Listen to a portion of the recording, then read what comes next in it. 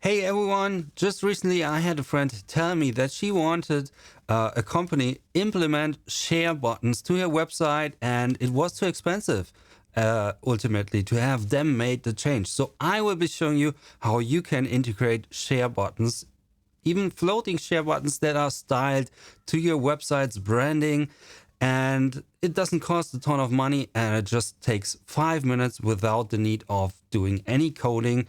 And let's get into it, how this is done. What you need is the Elementor Pro version, which is the page builder that allows you, with the theme builder they have in the Pro version, to style all your blog posts at once. So you just create a template how your blog posts are going to look like, and it's going to apply to all of them. And there is where we are going to place the float bar with our buttons to share your content.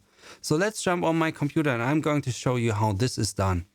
So we start by looking at this website and you see we have some share buttons, which this video will be about. So we have this blog post and we have some share buttons down here, but also some on the side. And I have had a friend just recently ask me or tell me that she wanted floating share buttons, but the company who's doing her website told her it would take at least 2 or 3 hours, which she should pay for them to implement this. So I am going to show you an easy way.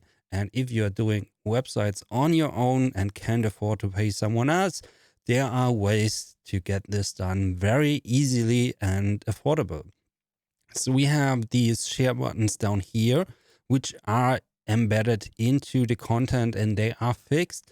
And we also, on this side, we have these floating buttons. No matter where you are on the page, they will stay on the left side for you to click on them and hopefully share the content that you are producing. So how are we going to do this? I am going to use the Elementor Page Builder and we are going to go into WordPress here. And you see on the left side, we have Elementor and templates, and they have something that is called the theme builder. And with the theme builder, I can create custom layouts for such blog posts. Like for example, this one that has a layout to be applied to all blog posts. And that's what I'm going to open up now, which is a single WordPress type. So you now see we have a different content, but that is very flexible. So what we do here is, first of all, you have to imagine this is a layout that is going to apply to all the blog posts that I have. And that is the great advantage of the theme builder. So what they do here is they have display conditions, and I can display this page template to all blog posts and yeah, make them look nice, even though my theme might not allow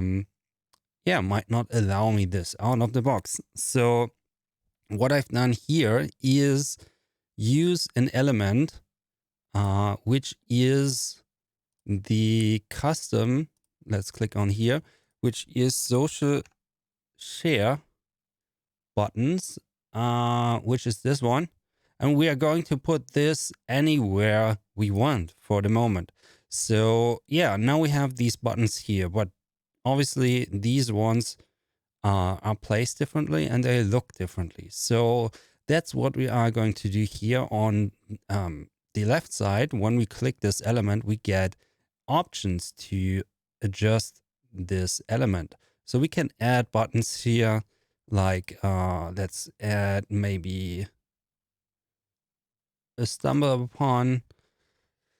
And now let's dive deeper in how we style them. Obviously, you can click onto these and use LinkedIn, use a custom label, and yeah, style them. So target URL, you can customize these. You can customize the alignment of them.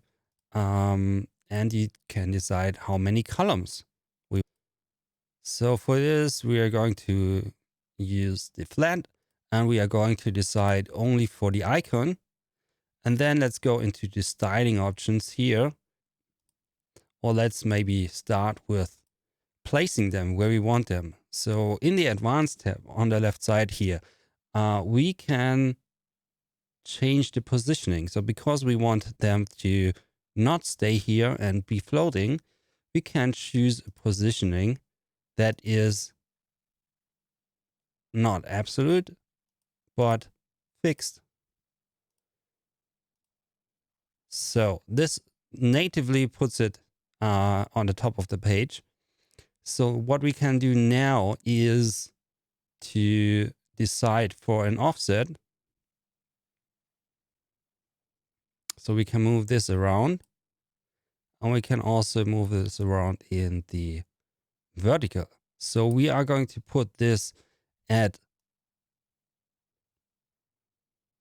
around 40-50% of the page, and obviously want it to align pretty much on the left side, which is maybe 1 or 2. And then we can decide to change the button size. So maybe we want these a little bit bigger. So you can decide for this. We can also change the icon size and change the button height. So depending on what you want to do, then you can use a custom color, which I have here. For example, this one. You can also make it a little bit transparent. And obviously you can choose a hover color as well. For example, like this, or make it, make this white and make the background color this color. So, and then we are going to use, because these buttons are put from the left to the right, and we can make advantage also in the positioning and decide for a width that we want. So obviously with inline, you see the border is ending here, but we can also use a custom width. So we can say, okay, the width is going to be a certain amount of pixels. That is enough for at least one, and all the other buttons then have to align below. So if I now were to delete this element that I created before, we have some share buttons here that are placed how we want them. So that's basically all you need to do. And then you either update or you publish this template, and display conditions you put to be displayed for all posts. And this is then, if I go to my blog post and update this, now we have this element showing here on the side, and that's actually what we want. So considering you might be using this element more often in different templates, you can, instead of recreating this all the time, you can just right click and save as global. And then you give it a name like floating share buttons.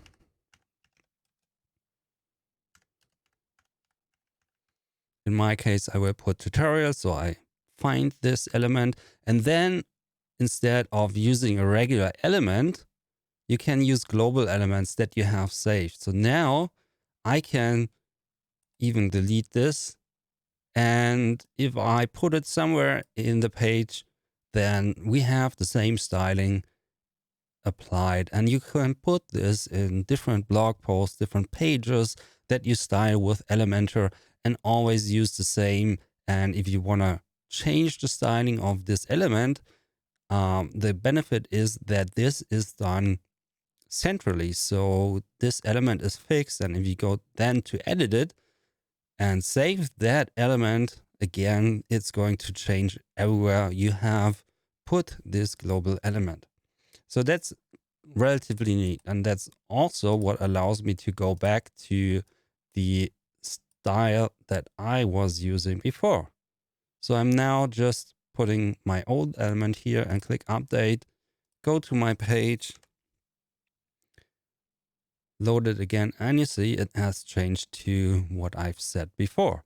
And that's how easily it can be to add custom elements, especially floating buttons, to your blog posts and your pages in WordPress using the Elementor Page Builder or Theme Builder. I hope you can make use out of this feature for yourself. Yeah, leave me a comment if this is helpful. Yeah, and I would like to see some of you implement this on your pages and how you make it look. And I would say I see you in the next video.